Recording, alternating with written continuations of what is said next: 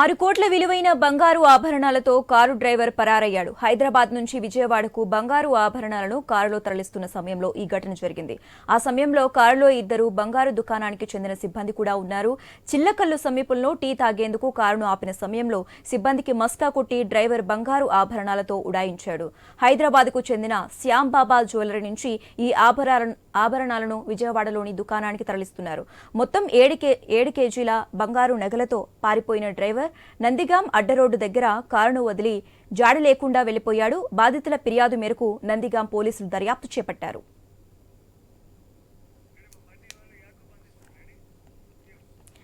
ఇక ఇదే అంశానికి సంబంధించి మోర్ అప్డేట్స్ మా ప్రతినిధి యాకూబ్ ఫోన్ ద్వారా అందిస్తారు. యాకూబ్, హైదరాబాద్ హిమాయత్ నగర్ లోని శ్యామలాంబ జ్యువెలరీ అంటే జ్యువెలరీలో బాలకృష్ణ అనే వ్యక్తితో పాటు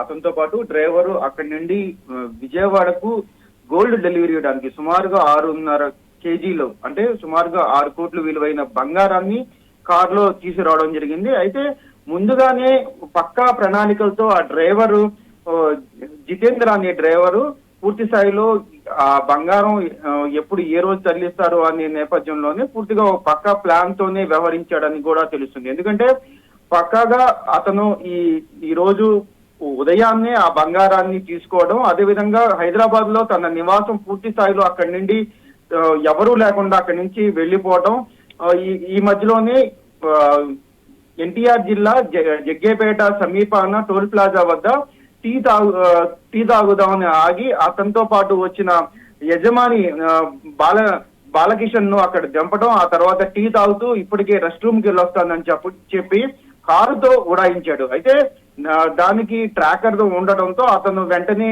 ఆ ట్రాకర్ ను పెట్టుకొని ఆ కారు ఎటు వెళ్ళిందో ఆ మార్గాన అతను కూడా వెనకమాల మరో వెహికల్ లో వెళ్ళడం జరిగింది. అయితే నందిగామ సమీపంలో ఆ కారుని అక్కడ వదిలేసి అతను అక్కడి నుండి పరారైపోయాడు. సుమారుగా 6.5 కేజీల బంగారంతో ఉడాయించడంతో హుటాహుటిన యజమానితో పాటు హైదరాబాద్ నుండి అక్కడికి జగ్గేపేట రావడం జరిగింది.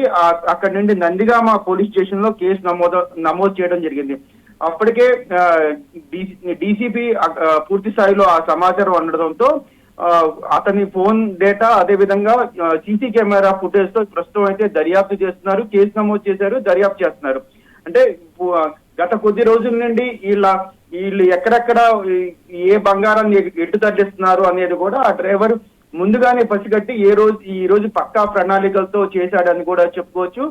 సినీ పక్కీ ద్వారా ఈ దొంగతనం చేయడంతో ఒకవైపు యజమాని పూర్తి స్థాయిలో అవాక్ అయ్యాడు. ఎందుకంటే గత కొద్ది సంవత్సరాలుగా అతను వ్యాపారం చేస్తున్నాడు, ఇటువంటి సంఘటన ఎప్పుడూ జరగలేదని కూడా అతను చెప్పడం జరిగింది. ఈ నేపథ్యంలో పూర్తిగా పోలీస్ యంత్రాంగం మొత్తం దీని మీద సుమారుగా 4 టీముల ద్వారా ఇప్పుడు ఎంక్వైరీ చేస్తున్నారు. ఎక్కడ అతను ఎటు పరారయ్యాడు ఏంటి అతను జాడ అయితే తెలుసుకునే ప్రయత్నం అయితే చేస్తున్నారు. Sasirekha. Okay right, thank you Yakub.